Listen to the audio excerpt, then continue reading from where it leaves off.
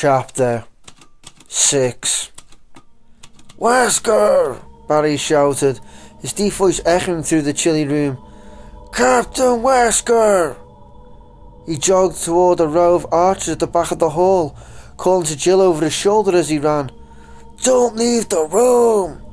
Jill walked to the stairs, feeling almost dizzy. First Chris, now the captain. They hadn't been gone 5 minutes, and he'd said he was going to stay put. Why would he have left? She looked for signs of a struggle, a spent cartridge, a spot of blood. There was nothing to indicate what might have happened. Barry appeared on the other side of a giant staircase, shaking his head and walking slowly to join her. Jill bit her lower lip, frowning. "You think Wesker ran into one of those things?" she asked. Barry sighed. "I don't think the RPD showed up and snuck him out. Though if he did run into trouble, we would have heard the shots."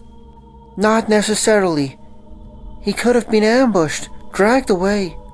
They stood silently for a moment, thinking. Jill was still a bit shaken from the face-to-face with the walking corpse, but thought she'd accepted the facts pretty well. The woods bordering Raccoon City had become infested with zombies. After a lifetime of reading trashy novels about serial killers, is a cannibal zombie so hard to swallow? Somehow it wasn't, and neither were the murderous dogs or the secretly kept estate. There was no question that it all existed. The question was, why?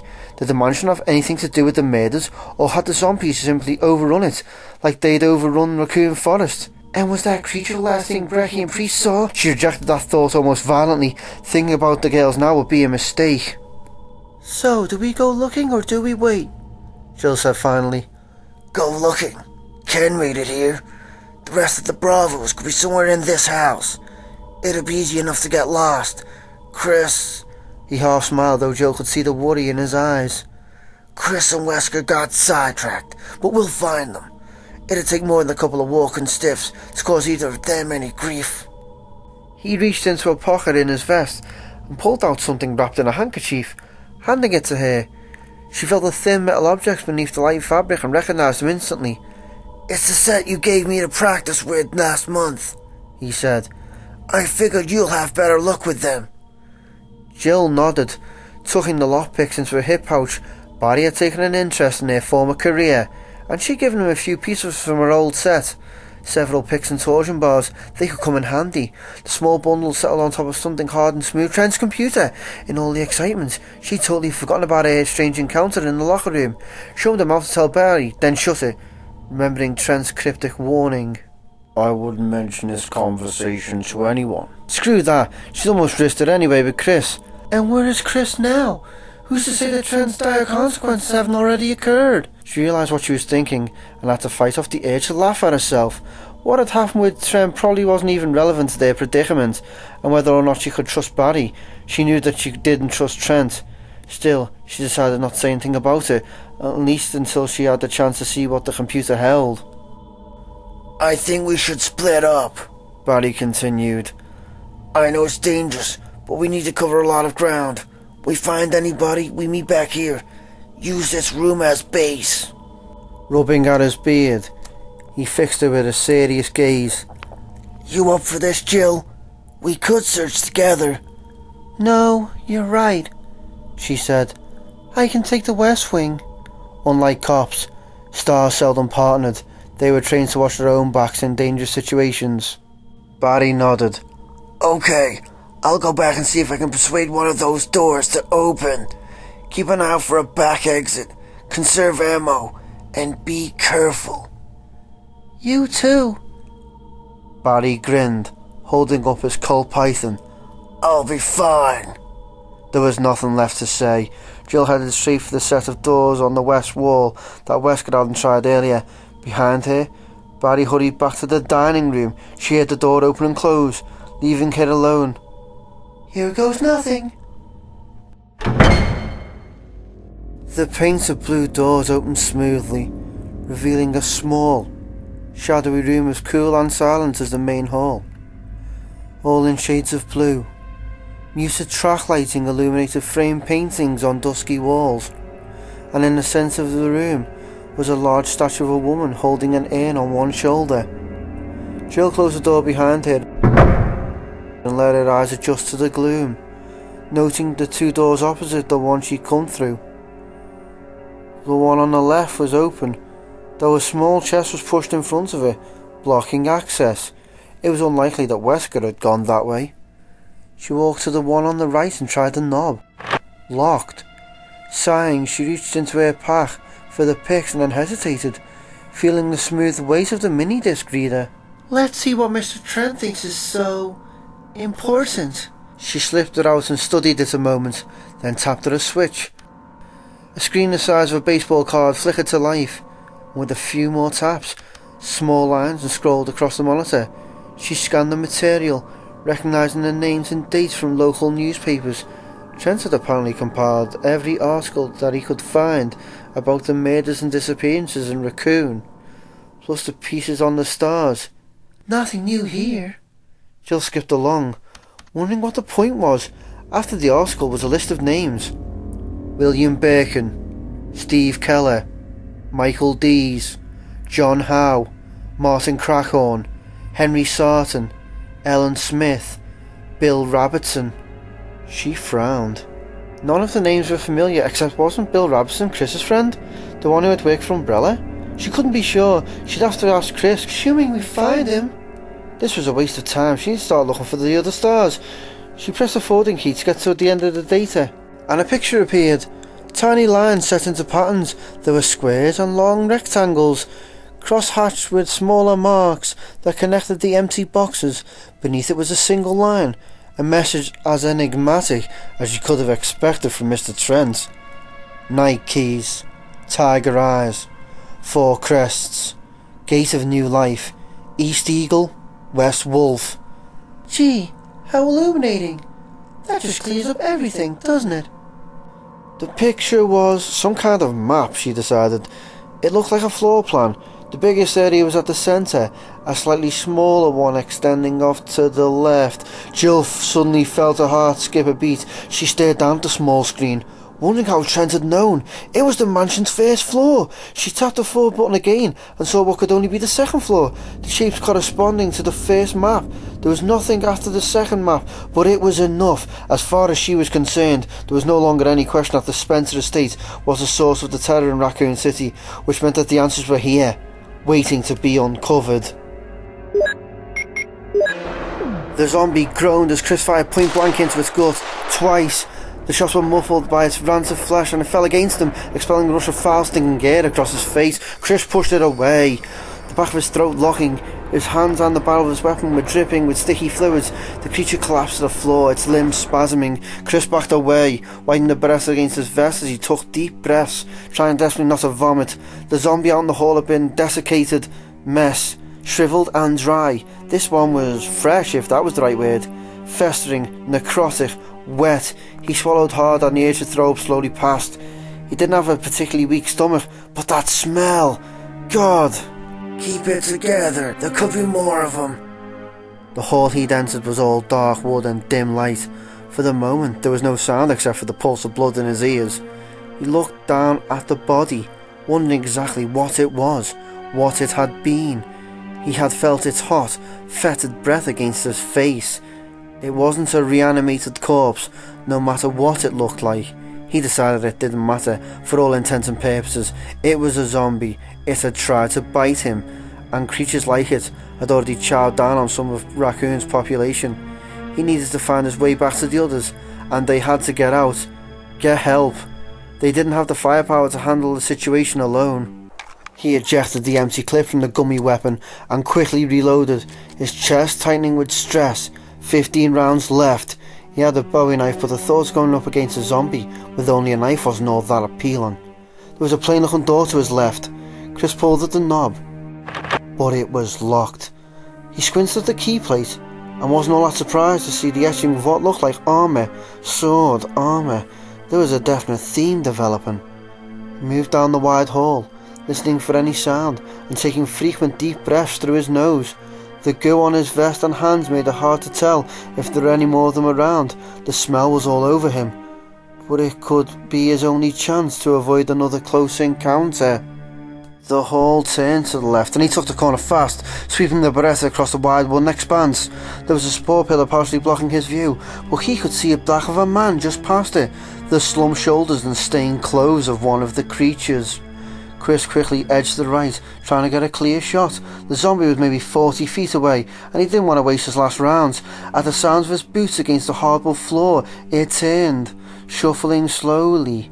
So slowly that Chris hesitated, watching the way it moved. This one seemed to have been dipped in a thin layer of slime, dull light reflecting off its glistening skin as it stumbled blindly towards Chris. It slowly raised its arms, its pale, hairless skull wobbling on its emaciated neck. Silently, it shuffled forward. Chris took a sliding step back to his left, and the zombie changed direction, veering toward him eagerly, closing the distance between them in a slow walk. Just like in the movies, dangerous but dumb, and easy to outrun. He had to save ammo in case he got cornered. There were stairs at the end of the hall, and Chris took a deep breath, readying himself. He stepped back, giving himself enough room to manoeuvre, and then heard a gasping moan behind him, a fresh wave of rancid stink assaulting his senses. He spun, the realisation hitting him before he saw it. The festering zombie was only a few feet away, reaching for him, bits of its putrid gut spilling out across the shattered abdomen. He hadn't killed it, hadn't waited long enough to make sure, and his stupidity was about to cost him. Ah, shit! Chris sprinted away and down the corridor, dodging both of them and cursing himself. He passed the thick support beam and all to the stairs and stopped cold, seeing what waited at the top. He caught a glimpse of a ragged creature standing at the head of the stairs and spun away, raising his weapon to face the attackers that shambled towards him hungrily. From the shadows beneath the stairs came a heavy gurgling sigh and a scuffling of wood. Another one! He was trapped! There's no way he could kill them all! Door! He faced side the stairs. Dark wood blended so well with the shadows, he almost hadn't seen it. Chris ran for it, grabbing at the handle, praying that it would open as around him the creatures closed in. If it was locked, he was dead.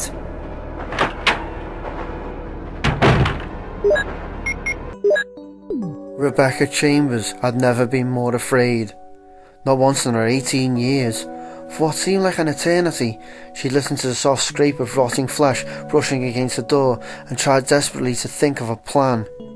It dread building with each passing minute. There was no lock on the door, and she'd lost a handgun on the run to the house. The small storage room, though well stocked with chemicals and stacks of papers, had offered nothing to use as for a defence except a half-empty can of insect repellent. It was the can she gripped now, standing behind the door of the tiny room. If or when the monsters finally figured out how to use the doorknob, she planned on spraying it in their eyes and then making a run for it. Maybe they'll be laughing so hard, I'll have a chance to slip past. Bug spray? Great weapon. She'd heard what could have been shots somewhere close by, but they weren't repeated. The hope that it was one of the team faded as seconds ticked past, and she was starting to give serious consideration to the concept that she was the only one left, when the door burst open and a gasping figure held inside. Rebecca didn't hesitate.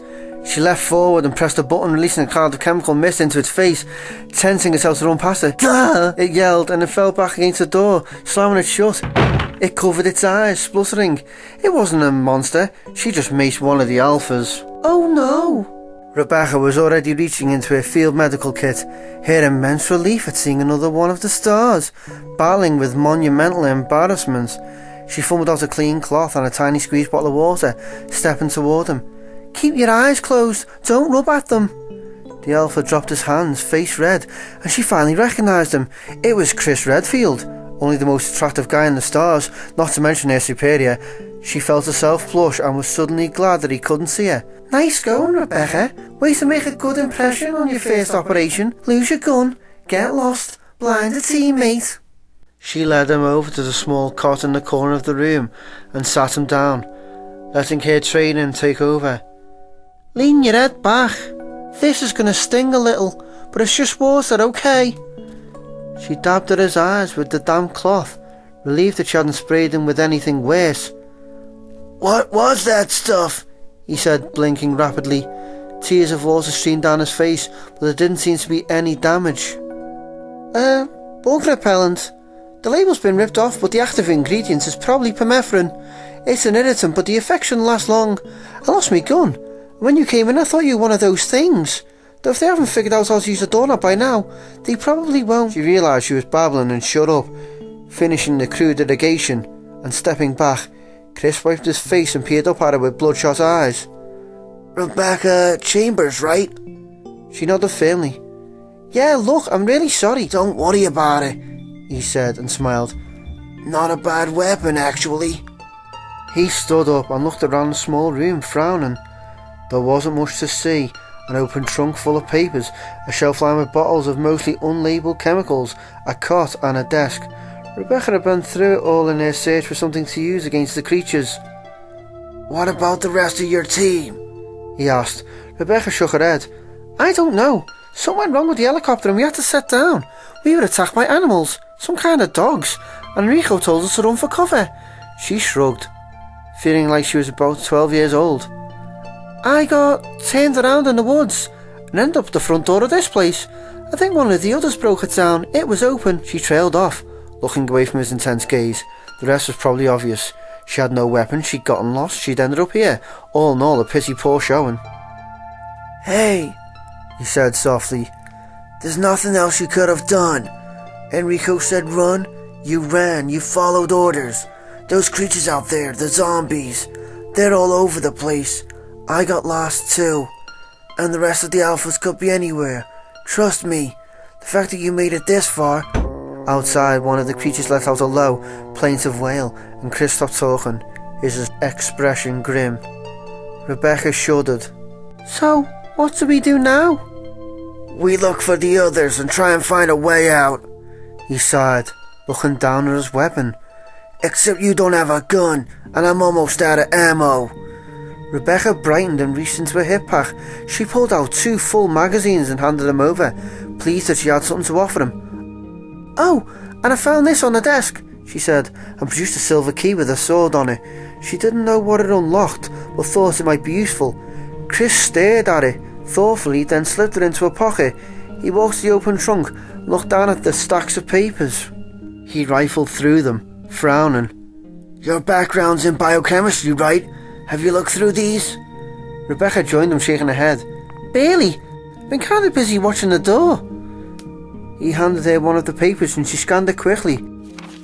It was a list of neurotransmitters and level indicators. Brain chemistry, she said. But these numbers are all screwed up. The serotonin and norepinephrine are too low. But look here, the dopamine's off the chart. We're talking big time schizo. She noticed the incredulous look on his face and smiled a little. Being an 18-year-old college grad, she got a lot of that. The SARS had recruited her right after graduation, promising her a whole team of researchers and a lab of her own to study molecular biology, her real passion, provided, of course, she went through basic training and got some field experience. No one else had shown much interest in hiring a whiz kid. There was a soft at the back of the door and her smile faded. She was getting experience all right. Chris fished a sword key out of his pocket and looked at her seriously. I passed the door with a sword engraved on the keyhole. I'm going to go check it out, see if it leads back to the main hall. I want you to stay here and go through those files. Maybe there's something we can use. Her uncertainty must have shown in her face. He smiled gently, his voice low and soothing. I've got plenty of ammo thanks to you, and I won't be gone long. She nodded, making a conscious effort to relax. She was scared, but letting him see it wasn't going to help matters. He was probably scared too. He walked to the door, still talking. The RPD should be here at any time, so if I don't come back right away, just wait here. He raised the weapon, putting his other hand on the knob. Get ready. As soon as I'm out, move the trunk in front of the door. I'll give you a yell when I get back. Rebecca nodded again, and with a final quick smile, Chris opened the door and looked both ways before moving out into the hall. She closed the door and leaned against it, listening. After long seconds of silence, she heard the rattle of gunfire not far away. 5 or 6 shots, then nothing. After a few minutes, she moved the trunk to block part of the door, edging it in front of the hinges so she could push it out the way easily. She knelt in front of it, trying to clear her thoughts as she started looking through the papers, trying not to feel as young and unsure as she actually felt. Sighing, she pulled out a handful of papers and started to read.